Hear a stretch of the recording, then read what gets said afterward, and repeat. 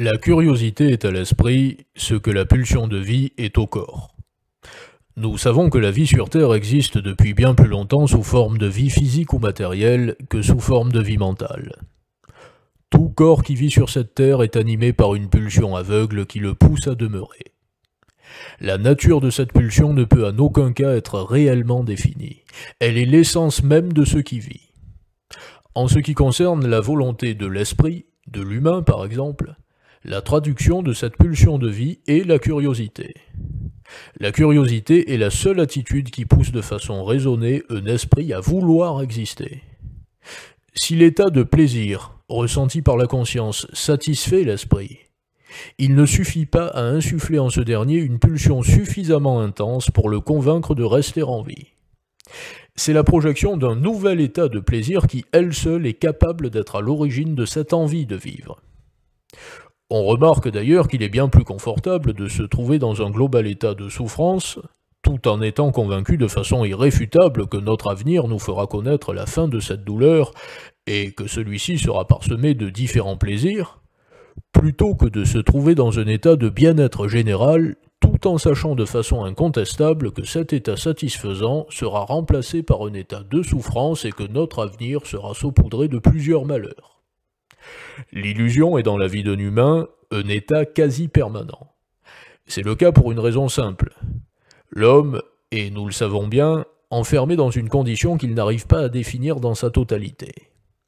Nous pouvons même remarquer que l'homme est incapable de comprendre l'ensemble d'un élément de sa personnalité ou bien de définir l'intégralité d'une partie de son corps. Si un être humain observe la main qui est la sienne, il est bien sûr en mesure d'analyser et de comprendre les grandes lignes du mécanisme qui actionne celle-ci. Mais il ne présente aucune compétence pour percevoir chaque cellule de ce membre et, naturellement, il n'est pas capable non plus de ressentir le désir d'exister de ces cellules qui se multiplient et qui se dupliquent au service de son être. En effet, je veux démontrer par là que la volonté de la conscience d'un être n'est pas dotée des sens nécessaires à la perception de la pulsion de vie qui existe dans chaque cellule de son corps de façon isolée. Il faut que l'humain se pose la question suivante, qui, si elle est déjà partiellement résolue, lui permettra de tirer un grand nombre de conclusions sur la nature même de ce qui anime son corps et son esprit. Ma volonté en général est-elle le résultat de l'addition de toutes les volontés qui bouillonnent dans mon corps ? Ou est-elle plutôt une volonté parfaitement indépendante des autres volontés du corps, et qui est simplement en partie inféodée à ces dernières ? Peut-être faudrait-il parler de sixième sens, en qualifiant la volonté générale de l'homme qui alors représenterait l'incarnation d'une vie que l'on pourrait isoler des cinq sens auxquels on fait jusqu'à présent systématiquement appel pour définir ou traduire une perception.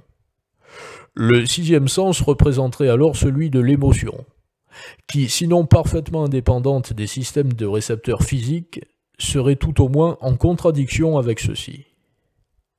Nous pouvons dire que l'homme évolue dans la vie de façon intuitive, en ayant pour lui la possibilité de faire de nombreuses déductions sur ce qu'il est, ce dont il est fait, ainsi que sur le monde qui l'entoure, mais en ayant la capacité d'avoir que très peu de certitudes.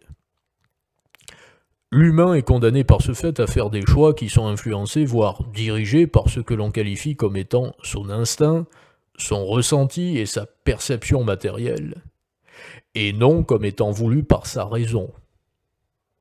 L'humain accorde une importance capitale à l'illusion qui fait partie de toutes ses motivations, notamment parce qu'il est conscient que la représentation globale de son existence dépasse totalement la volonté de sa conscience, ainsi que ce que cette dernière est capable d'imaginer ou de concevoir. Au même titre que l'homme est incapable de savoir exactement pourquoi et comment les cellules qui forment sa main vont demeurer ainsi que se reproduire, il est parfaitement incapable de savoir précisément grâce à quel événement ou grâce à quel ressenti il va rencontrer un état de bien-être. Seulement, il se réjouit toujours de savoir qu'il va connaître un état qu'il qualifie comme étant satisfaisant. Mais il est parfaitement impossible pour lui de le définir dans sa globalité. C'est la nature même de l'illusion. Au plus l'humain se trouve dans un état d'illusion, Au plus, il est apte à être globalement heureux, malgré le fait qu'il se trouve dans un état qui, théoriquement, ne prête pas à l'être. Prenons un exemple. Le corps de l'homme est conçu pour que la conscience de celui-ci traduise la sensation de faim comme un état désagréable qu'il faut interrompre en s'alimentant, ainsi que pour que le fait de manger fasse éprouver un plaisir, afin que le sujet consomme des nutriments et par conséquent continue à vivre, et donc ne meurt pas. Lorsqu'un homme qui s'est déjà alimenté suffisamment continue à le faire en cédant à la gourmandise, il est dans l'illusion. Il se sert des signaux positifs qui ont été programmés dans son corps par la nature pour satisfaire son état général. Je précise ici que le vice, d'une façon générale, si l'on définit celui-ci comme étant un penchant irrépressible pour un état que le sujet principalement concerné lui-même considère comme étant négatif, représente le résultat d'un processus qui prend naissance dans l'illusion. L'illusion ici n'est pas totalement dénuée de la conscience d'une certaine réalité comme c'est le cas habituellement. Cette fois-ci, elle n'est pas spontanée, mais elle apparaît à la suite de certaines conclusions effectuées par la raison du sujet. Pour cet exemple, il apparaît de façon évidente que l'humain, bien souvent, par sa raison, ne fait pas intervenir de trop sa réflexion afin de pouvoir continuer à être plongé de temps à autre dans une illusion qui lui apporte un certain équilibre de vie. Le premier vice de la volonté de la conscience d'un humain est naturellement celui de prendre plaisir à vivre. D'une façon plus prosaïque, et pour ce qui concerne l'humain, il est juste de dire que vivre est un vice. Toutes les satisfactions qui peuvent être ressenties par l'être humain sont liées de près ou de loin à un état qui lui évoque celui dans lequel il doit être pour demeurer sur Terre. La capacité à raisonner ainsi qu'à interpréter les choses et les états étant d'un certain sens si performante chez l'humain, il arrive bien souvent que celle-ci incite ce dernier à pratiquer des activités qui lui feront connaître un état de plaisir qui représente un état satisfaisant, surtout parce qu'il est interprété par la conscience, plus que par rapport à la traduction qu'en fait le corps. La conscience de l'humain, qui a évolué bien plus nettement que ses capacités physiologiques, exploite ses aptitudes ainsi que les sens du corps pour obtenir de la satisfaction. L'être humain ne peut exister en tant qu'être conscient uniquement en se trouvant sans cesse dans l'attente d'un état différent de celui qu'il est en train de connaître. Il est donc à la recherche d'un nouvel état qui lui semble être précis et qu'il croit être en mesure de définir. Pourtant, la représentation psychologique que le sujet se fait de cet état à l'instant où ce dernier n'est encore qu'un désir, n'existera jamais en tant que réalité. La réalité sera forcément différente de ce qui était exactement souhaité. Cela laissera place à une nouvelle envie de découverte. C'est le principe de curiosité illusoire, que l'on peut définir comme l'état principal et permanent de la volonté de l'esprit. Il faut noter que l'humain est entre l'instant où il se réveille et le moment où il s'endort, à la recherche permanente du divertissement. D'ailleurs, lorsqu'un homme n'obtient pas de divertissement accessible pour la perception de ses ressentis par la vue qui amène à la contemplation ou par l'esprit, il canalise sa conscience sur le divertissement subalterne de ses ressentis physiques du moment. Il fait ceci, quelle que soit la nature de ses ressentis, et n'hésite pas à se divertir dans telle situation d'un ressenti physique qui est même que très peu construit de plaisir, voire peut-être désagréable. Le degré de plaisir apporté par l'état physique du sujet, dans cette situation, ne représente pas l'élément principal. Ce qui a de l'importance, c'est que le sujet puisse occuper son esprit en analysant un ressenti de son état physique sur l'instant. Par conséquent, on remarque que ce qui prime, c'est que l'humain soit capable d'oublier sa condition, qu'il soit en mesure d'échapper à la réalité qu'il est, à la réalité qu'il forme, ainsi qu'à la réalité qui l'entoure et qui l'écrase. L'homme est sans cesse, dans toutes ses actions, l'exécutant d'une tâche qui lui permet de fuir ce qu'il est réellement et qui ne représente rien d'autre qu'un être qui est assujetti à l'obligation de se divertir, au ressenti de la souffrance, à la perception du plaisir, à la mort, ainsi qu'à tant d'autres états et sentiments que l'être de conscience qu'il est n'a pas choisi. L'homme cherche sans interruption à faire cesser l'état dans lequel il se trouve, et à connaître un nouvel état.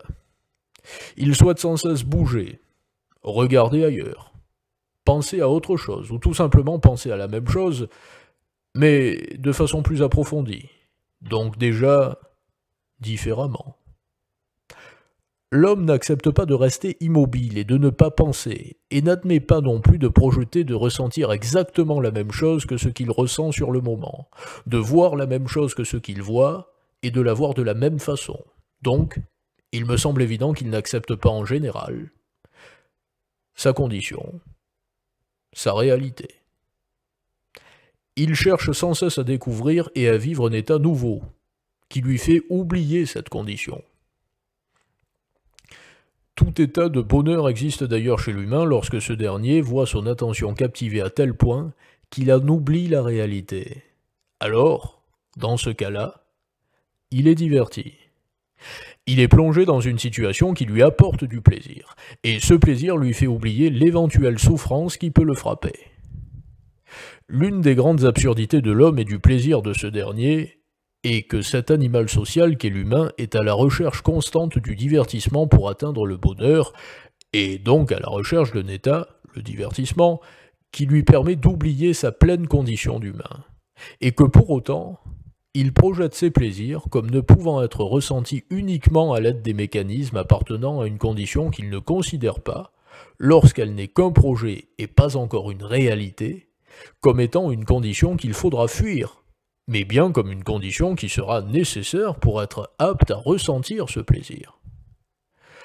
L'homme n'est donc jamais satisfait de sa condition dans le présent, et les plaisirs qu'il ressent sur l'instant lui permettent d'oublier cette condition. Pour autant, lorsqu'il projette des plaisirs, il le fait en se trouvant dans l'illusion qu'ils se produiront lorsqu'il se trouvera être dans une condition qui le satisfera. Bien sûr, cela ne sera jamais le cas. Lorsque les plaisirs seront éprouvés par le sujet, ils le seront à nouveau non pas pour être réellement ressentis par rapport à l'intérêt intrinsèque qu'ils présentent, mais bien toujours pour permettre au sujet d'échapper à sa nouvelle condition. Chaque homme doit être conscient qu'en tant qu'humain, et donc en qualité d'être de corps et de conscience, que son esprit demeure, qu'il le veuille ou non, grâce au mécanisme de curiosité illusoire.